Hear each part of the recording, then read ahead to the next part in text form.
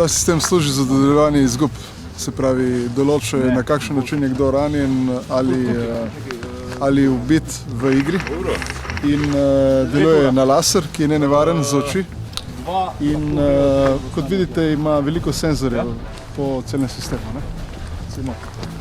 Se pravi, vsak od teh absorbira laser, če pride v doseg njegovega telesa in potem po načelu metanja kocke določi tip rane. In sicer lahko rano, srednje težko rano oziroma težko rano. Temu primerno potem se odvija igra in igralci oziroma udeleženci vadbe se obnašajo temu primerno. In jih treba pač skrbeti, transportirati in vse ostalo. Za vozilo obstajajo dva osnovna načina delovanja sistemov in sicer mobility kill, kar pomeni uničenje mobilnosti vozila. Vozilo se ne more premikati, orožje še zmeraj lahko deluje in najverjetneje so potniki v vozilu še živi oziroma lažje ranjeni.